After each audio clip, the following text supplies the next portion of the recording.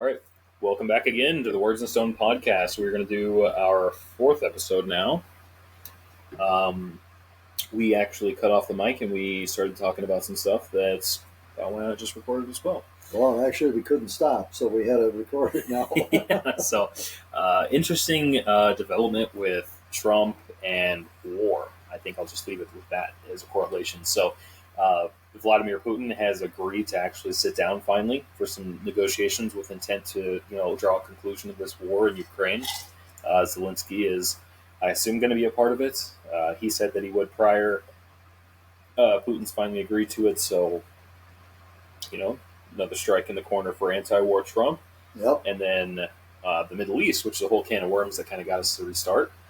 A lot of people have opinions about the Israeli impact on American foreign policy and non-foreign policy, actually, just our regular policy.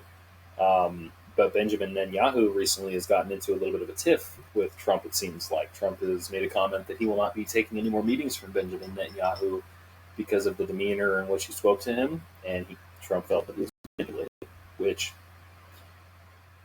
I'm glad finally somebody said something about it. It seems kind of crazy that we've been getting dragged into every one of their agendas, and it feels like they're trying to push us to fight a war for them.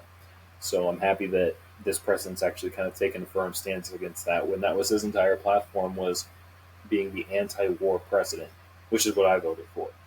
Above all else, I wanted no more wars. There's no point in it. No point in it. Slaughtering millions of people. Especially all the innocent people. Yeah, absolutely. And then I know that's another reason we kind of started this, because, me and Jeff agree on a lot of things, most things, actually. And I think this might be the one where we have a slight disagreement as far as, who's really at fault here? Is this Hamas, as they portray in a lot of the mainstream media? I'm obviously have a little bit of a disdain toward the mainstream media, given the track record of lying for the past couple of years, just to cover for a lot of the administration. Give me one instance. I mean, I could take the whole 20 minutes here. But so I have a little bit more disdain for them. So I may be leaning more toward the opposition's, or more so the defense of the war, which is, the argument that the Palestinian state has been under immense pressure. A lot of the October 7th stuff was not really verified as far as, the attack, or at least to the severity of the attack. And then you come across a lot of things in the news that, gets brushed over by our mainstream media, that even the Jerusalem Times will report on horrific things that they do, as far as like the number of casualties that have happened in Gaza recently, as far as women and children. I think it was 18,000 just since the beginning of this year. I don't even think that includes all the other time that they've spent at war. And then you start talking about, the multiple justifications. So if you listen to everything that's coming out of the mainstream media, or just from the Jerusalem Times or Jerusalem Post or whatever it's called, or just from the Israeli administration themselves, they always have a justification for something wrong they're doing. But my question is why are they having to justify themselves multiple times a week? It's bombing a hospital, it's bombing a refugee center. They keep piling these people into other areas, and they keep seem to having a reason why they need to strike inside of it, whether it be Hamas is hiding in the hospitals or whatever it may be. And I will agree that this is probably one area that we not so much disagree on, but we don't see eye to eye. Yeah, different perspectives. I look at it as, who started this? Who took the hostages and didn't want to return the American hostages? And we're almost trying to drag us into something. Do I agree that the devastation of Hamas or Palestine, Gaza, is terrible, with all of the refugees now and all of the homeless and, without food and without aid? Absolutely. But I think the one thing we can agree on is, unlike Nancy Pelosi, who believes that Hamas is a humanitarian organization, it is not. It's a terrorist organization. And, you know, the bigger thing is, who are they being funded by? I mean, and is it Iran? Is it Syria? Um, why are they trying to drag us into this war? There's been wars over there since God was born. And I don't foresee it coming to an end very soon. If we got to be honest, would I like to see it stop? Would I like to see these people get along in peace, and leave Israel alone and leave Palestine alone and have them have their own lands and their own governments that aren't tyrants and murderers and decapitating children and doing what they do to women? Yeah, it'd be great. I wish everybody would get along. But It's not really the world we live in, yeah, unfortunately. and I just don't know how that's going to happen. I mean, like I say, if this was something that just started, even as recent as the Ukrainian and Russian war, but this has been going on for thousands of years. I don't know how anybody's going to put an end to it because there's true hate there. No, I completely agree with you. And I mean, I would just like to pick on the one point you brought up about, where did it start?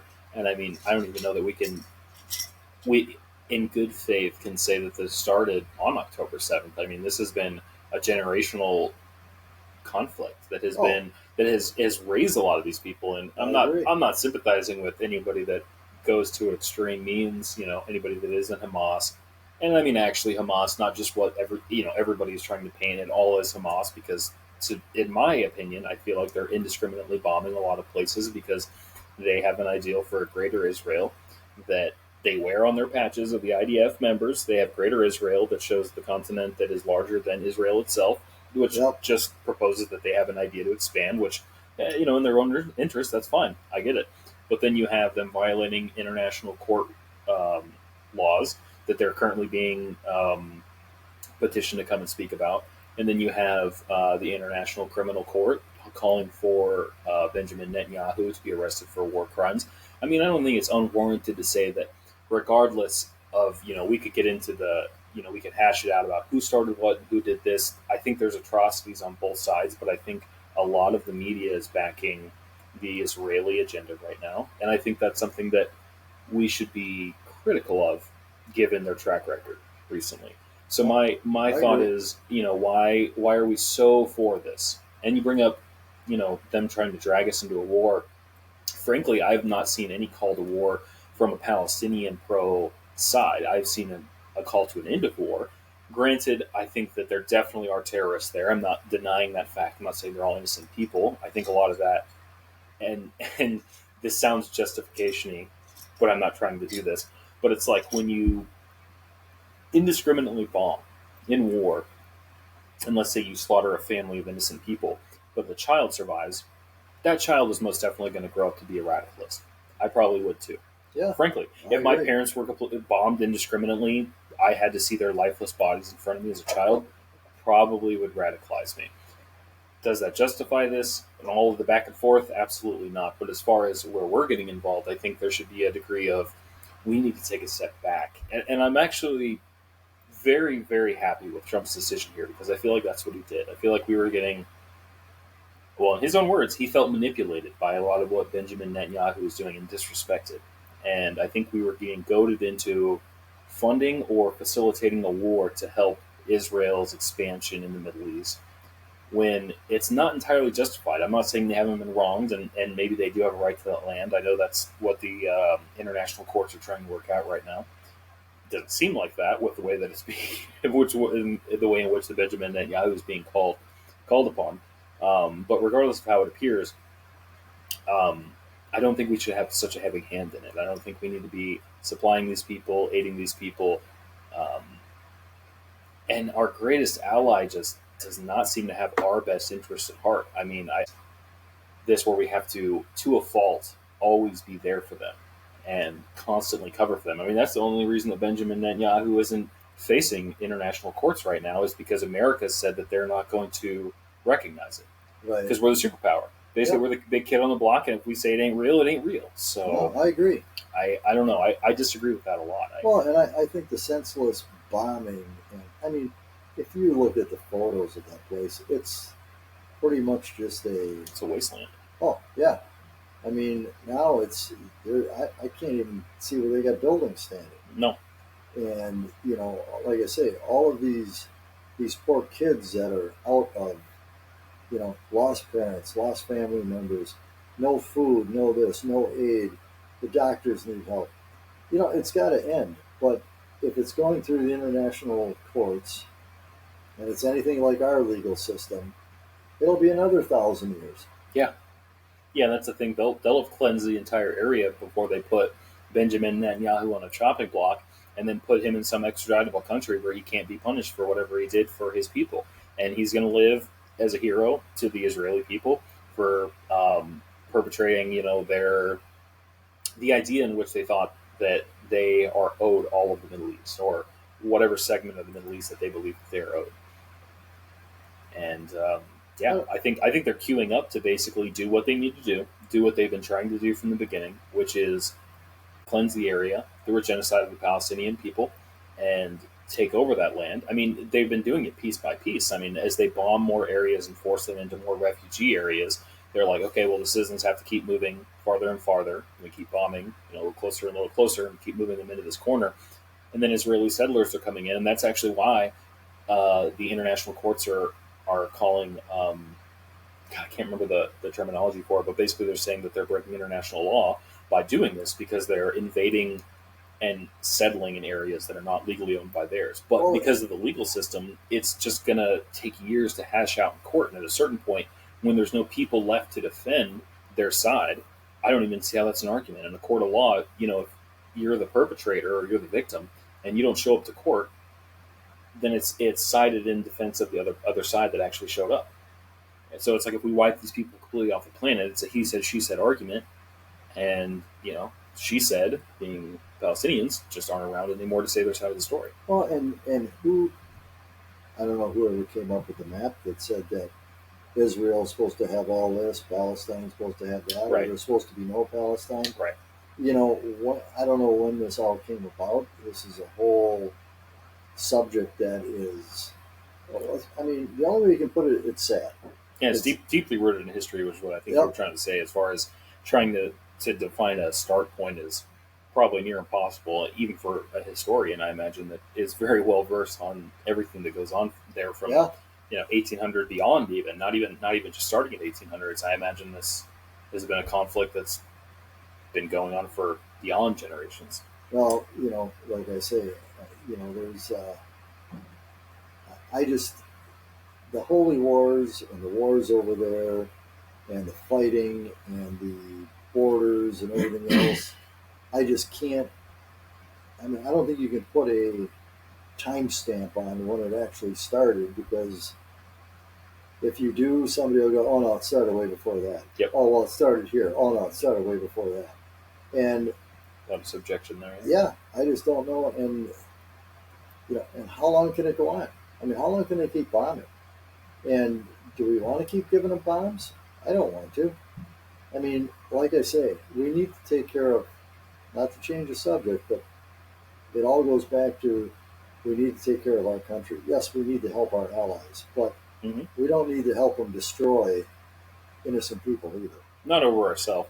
I feel like if you donate to a charity, you're not going to give them the biggest portion of your paycheck. Right. I don't think that this country should have an iron dome to protect them before America has an iron dome, which I know we have other defense systems, even in other continents, for early warnings if there was anything to happen. But we actually do not have an iron dome system as sophisticated as Israel has right now that we paid for. I find a problem with that as well. That was nice of us, though. It was very nice of us. We're a little too kind. If you ask me. We're nice. We're a little too kind. We're nice. Our hand is extended too frequently, and I think we need to recoil that a bit, just a bit. I think that helping our allies. Yeah, and that's another thing. I guess I'm more so just spouting about. God, how does this guy get so much hate? He's ending wars left and right. I mean, even if you hate his policy, you hate the side he's on. How did the Democratic Party become the pro-war party? Well, and there's still, if you look at it, there's still the fake news out there that no matter what Trump does, they're going to tell you that it's still terrible.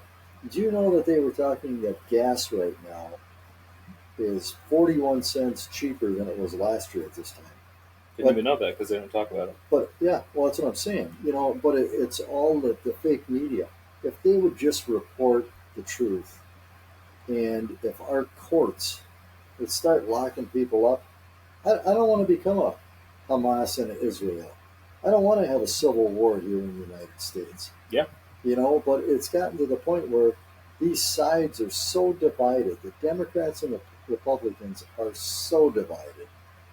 And it's so sickening because we got to fix what we have and we got to keep what we have. And that means taking care of ourselves. Not falling into the LeBron James rhetoric. Right. And not, Yep. and like I say, it's fine to help people out when there's natural disasters and everything else, or if some country is truly attacking another country.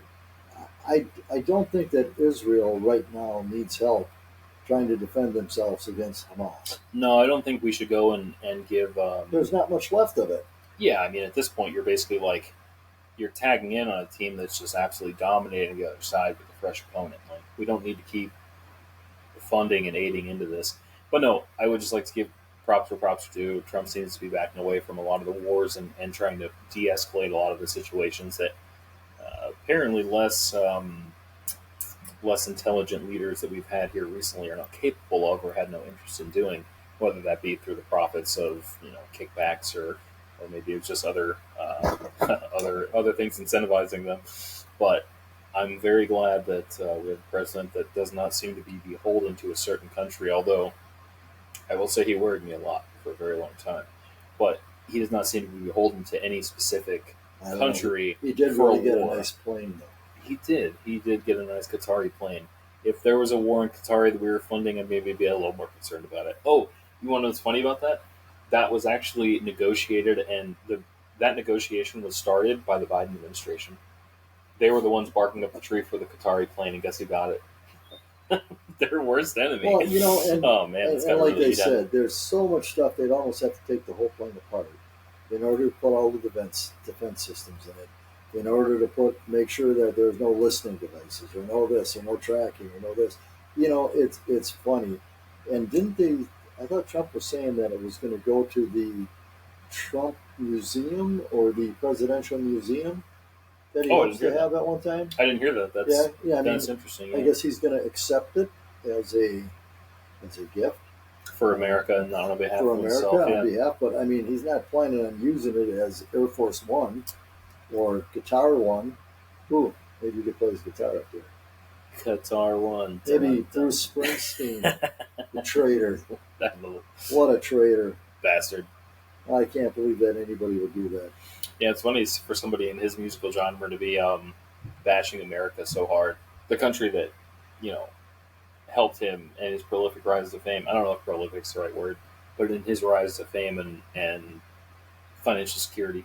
Well, he just became a lot poorer because Jeep just took away his $12 million contract for him to be a spokesperson for Jeep because of his outlandish remarks he was making in Europe at his concerts. So, and then there was one where he was trying to get up the stairs, but he's so old and his pants were so tight he couldn't get his leg high enough and he fell down.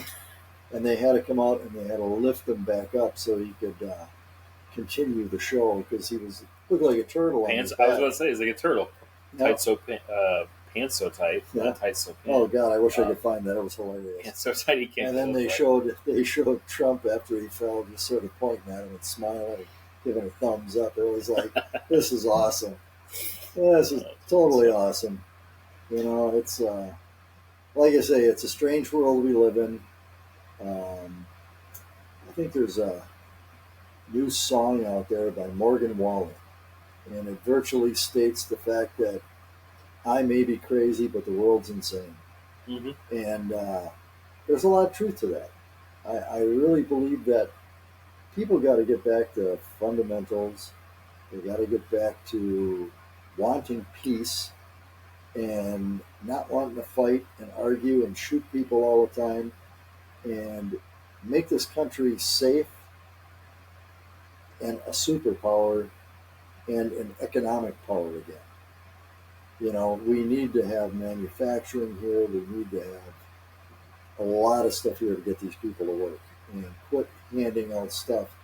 You know, so many times you hear that, oh, you got to take a drug test to keep your job. But you know something? You should have to take a drug test in order to get food stamps. Yeah, absolutely. I think at a bare minimum. I know we've been rambling. We went on from the war in the Middle East to Bruce Springsteen, Yep. who is just at this point, he's a has been. Oh, Yeah, maybe he was good at one point, but I remember what I was going to say now. So I just wanted to have a call to, I don't know, anyone that might find themselves younger or, I don't know, even trying to start a new way of life. I would just like to call on you to try to live with moral integrity.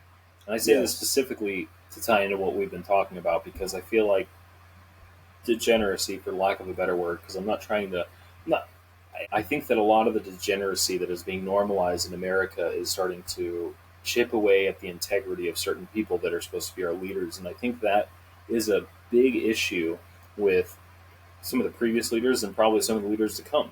And I think that might be where we have an exception with Trump, where his ability to stay anti war and stay on a certain point is because he is not beholden to somebody because of, let's say, hypothetically, because of blackmail. I don't know that many people have looked this much into Trump's past, but a lot of people that Trump grew up around, specifically regarding a hotel that Trump came into possession with, I believe was either next door to or the Playboy Mansion. Now, the Playboy Mansion came under a lot of flack here recently, within like the last 10, 20 years, about having hidden cameras for blackmail in almost every single one of the rooms. And what this story tied in with Trump was that Trump bought this hotel and he was associated with a lot of people that were involved in the industry, in this industry, not just real estate industry in New York and Florida where he's very prominent, but also with just business in general. And a lot of these people were tied into this conspiracy of blackmail, these kind of these rings, if you will, where they would get high end people, similar to Jeffrey Epstein, I was going to say and they would, Epstein, yep, Diddy. yep, it's a very common system where they get powerful people into compromising positions on camera, typically without them knowing, and then can use that for leverage to get them to do whatever they want in the future. And if you read any books about Trump in his earlier life, it sounds like that not only was he raised around this situation, he was raised with guidance. And it sounds like that a lot of these people were very fond of him and educated him in the way in which things work prior to him getting into any trouble that they could behold him to. I know that his brother specifically was an alcoholic, his older brother, and he looked up to him quite a bit. I mean, Trump's got a pretty big ego. Even, even our side has to admit that. And he speaks so highly of his brother. You would think his brother was God's gift to creation. And it breaks his heart, but he talks about how his brother was an alcoholic, told him that, never touch this. Don't ever ruin your life like this. And it apparently was a very emboldening memory in his childhood because it was something that he held to heart. And I don't know that many people realize this, but Trump does not drink. He does not do any drugs. He does not smoke. And I don't mean just like every other politician that says they don't. You got like the leaders of the UK recently caught on camera, the prime minister and whatnot doing Yep. coke. I know you saw that. No, we actually have a man that I believe for his entire life has been trained and cultivated to be non-blackmailable, for lack of better words. And I think that the younger generation that comes up and sees this, because I know a lot of people aren't interested in politics. We won't ever probably become super popular talking about specifically just politics, but the people that are involved in politics realize the importance of it. And I feel like that it's paramount to be involved in something that you believe in, or your side will dwindle out and it'll be, kind of the other side will be so overbearing after a certain point in time, it'll be completely forgotten about. You should definitely fight for the things you believe in, the things you want to see happen in this country. But most importantly, I think that if you ever want to be somebody in this country that has any sway and has any power in this political capacity, you need to start living with moral integrity. And you can't let yourself be subjected to sin that is going to be used against you in the long run. Yep. Because I think it's a lot more common than people realize, as far as blackmailing, and even not direct blackmailing. Like, I have a video of you doing something bad. I know you did something bad. I can put this out in the news. I can be a character witness that you did X, Y, and Z. So I just like to call on all younger people or anybody that aspires to be in a position of power like this to try to live a morally uncompromising life. And that way that you can stand tall and you can be proud and you can stand by the things you believe in, like And you not don't owe bombing children anybody indiscriminately. anything. Yeah, and you don't owe anybody anything. And that, truthfully, it goes back to our first episode. And what did we talk about? We talked about personal responsibility Yep. and being a morally good person. If we had more people who cared about the people and what they do personally, this country would be a lot better place. You wouldn't have all the crime that we have going on. There was an article that they wrote. Somebody said there's the reason that there's so much retail theft is because the prices are so high. You know something? That's bull. And whoever wrote that should be slapped because that's nothing more than a cop out. Don't sit there and tell me Yep. that you don't have a job to begin with. You're on welfare and now the prices went up by 20 cents and now you got to go steal everything. You see videos of people walking in the stores filling garbage bags and just walking out, or being mad and throwing everything off the shelves in places. Knock it off. Yeah, I think people learn best by repercussions, and a lack of Yeah. leads to this system of degeneracy. And I think that's just a long line in cop outs or justifications, if you will, for poor behavior. Like if you have a spoiled kid, there's always going to be a justification for it. Like, oh, well, he just needs this iPad. He's got this X, Y, and Z problem, and he's got social problems. He can't control himself. No, it's because there's no discipline. There's no repercussions. Well, There's what no you should do is give repercussions. them a pill because they got a pill for everything nowadays. You should medicate everybody. I think they have a bill called repercussions. I'm thought just there, kidding. I thought there was a drink like that. I thought it was something like that. Yeah, I'm pretty sure it's a whiskey. Yeah. But something. Try to be a good person. Mhm. You ain't got to go out and every time something happens, you ain't got to be pulling out your gun, or you don't have to be yelling or screaming at somebody. Sometimes accidents happen, and it's nobody's fault. That's why they call them accidents. And you ain't got to act like a total fool. Yep, absolutely. But and also though, whenever you get into moments where I don't know, whenever you're incentivized to do something wrong, like I said earlier, and I try to refrain from the word sin because I know, the religious context or, religion has taken quite a bit of a PR hit, if you will, here recently. And I know, a lot of people don't believe, although I would like to think that there's a pretty big resurgence in my generation of people that are actually going back and finding faith. But I would like to say that just try to steer clear of that stuff because I think it's way more prominent than people realize, manipulating people based off of your mistakes. And I think that a lot of people will cue you up and put you in situations like that earlier on. I mean, we have Nancy May right now that's talking about her husband, her ex fiance, sorry, that recorded her during inappropriate, sexual activity, and unbeknownst to her, and has this catalog of every woman he's slept with, like it was some kind of, like his trophy, if you will, like some conquering trophy. And I just don't think people are aware of the malicious intent that some people have in their heart. I mean, obviously, this man has been saving this for a very long period of time. Probably not just for his own benefit. Maybe he gets some kind of a joy out of it too. But if I was going on a limb, I would probably say that it was also some form of future blackmail proofing. Oh, So probably. it's like, well, he's dating somebody that's running for Senate. Hey, maybe I won't see eye to eye with this woman for my whole life. But Maybe I want some dirt on her eventually, so I can sway what she votes on or what she does. That could be very valuable, even if I don't care what she votes on. Maybe somebody will find that valuable. another good thing Trump did, though, he signed the Take It Down law, where AI generated sex things and Yep. and where they got to get it off of there. There's going to be repercussions. I snickered because whenever I saw that headline, I immediately thought, I was like, oh God, they must have a whole team trying to just purge the internet of some AI of Melania somewhere. Because she used to be, Oh yeah, yeah, she was a model. She was quite a bit of a promiscuous model, I suppose, whenever she was younger. But no, and then there was also the video of RFK and Trump. There was AI, and I think I can't remember if it was either Trump or RFK, but one of them was sucking the other one's toes, and they hacked it into like a it was like an RNC event, and they actually hacked the TVs, and they put the AI video of it up there. Yeah, I kind of expected Trump to sign something about that pretty quick.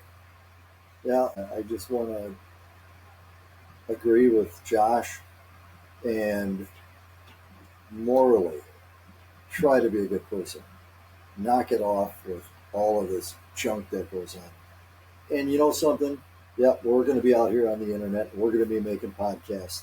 But whether you agree with us or disagree with us, don't listen to all of the rhetoric that's out there. Don't listen to all of these people coming on and telling you garbage. You have a brain. God gave you a brain for a reason. Use it. You got it. Everybody has cell phones that they get on the internet and they do everything they want. So you know something?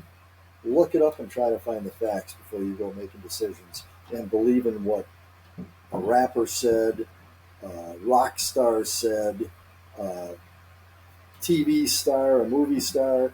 I mean, their opinions are no better than anyone else's. Make your own opinion, form your own opinion, and live with it. And use different sources. If no one's heard of Ground News, Ground, Ground News, it is a claiming to be a bipartisan news source. It pulls every news article and every source that it has, and it actually shows you a bar of left leaning or right leaning media or centrist media that's actually pushing out the story. So in one look, you can see the news article. You can see up to like 16 to 283 sources of the article from every different place it's talked about, and you can see who's talking about it more. Is it the left side? Is it the right side? And I compel people that are more liberal leaning to look at more conservative content creators, and I urge our side, the conservatives, to look at more liberal sided content creators, because I think it's important to see both sides Yep. of the issue. Form your opinion. Obviously, there's things that I've heard about that Jeff hasn't, and Jeff has heard about that I haven't, and a lot of that kind of boils down to us agreeing with the same thing, but it leads to us not seeing eye to eye on certain issues, like with the Israeli-Palestine conflict. And I think a lot of that comes down to the sources of the sources of news that we see. I'm just as guilty as anybody that I like listening to the news that kind of reaffirms the things that I say, but I try to pull myself out of that to get a different perspective, because it's very clear to me and probably everybody else that it seems like conservatives and liberals live in a completely different world. One thing can happen and they think the entire opposite from what I just saw, and we can see the same exact video. But I will say this: in the things that we disagree about, we have never pulled out our guns and shot at each other. We've never gotten into a fist fight over the desk. You pulled out your gun, but it was just to show me. Oh, no, I'm just kidding. Not over an argument. But the thing is that we have constructive conversations, mm-hmm. and that's what's lacking in so many people today. And as we come up on Memorial Day, I really want people to really think about exactly what it is that we are celebrating. I mean, because of the people that lost their lives and fought for this country and fought for the freedoms that you have. And the freedoms that you have don't mean that you can go out and rob somebody or shoot somebody and there's no repercussions. It means that they have given you the ability to go out and have an opportunity to make a living, live in a safe place, and enjoy life. Raise your family and pursue happiness. Yep, pursue happiness. So, with that, I guess I can wish everybody a very happy Memorial Day weekend, and I hope that everybody enjoys it. And I know that, like I say, there's more good people out there than there are bad people. The problem is everybody looks at the bad ones. Yeah, they definitely get more attention. Oh, without a doubt. But in the long run, living a morally correct life, subjectively, is going to pay dividends in the long run. It's like investing. It sucks right now, but it compounds over time. Oh yeah. It might seem like it sucks right now, but it's going to compound over time, and it's going to be a great benefit to you whenever you retire Yep. from this life that you're living, the active one. Aspire to be something. Aspire to be something great. Yep. And to add on what I was saying earlier, just a biblical quote actually. What is done in the dark will come to light, and I think that that's something Yep. I've seen in my own life, and I just want to emphasize again to anyone younger that's listening to this. Um, just imagine that you're always being watched, because even in instances where somebody won't know about something for years and years, everything comes out. Almost everything always comes out, especially in this new technological era. There's rarely a time where, even if it's not directly on camera, we can infer what happened based on everything else: cameras, receipts, dates, times. Um, Lies only get bigger. just try to live a good life. Yep. It'll pay for itself in the end. I Especially if agree. you want to be a position of power. You don't want to be beholden to somebody else. You don't want to have to be making decisions that you don't want to make because you made a mistake 20 years ago, 10 years ago, that you can't live with Yep. coming to light. So that's all I'd like to say. Hey, have a great Memorial Day weekend, and we'll see you soon. Cheers. Cheers.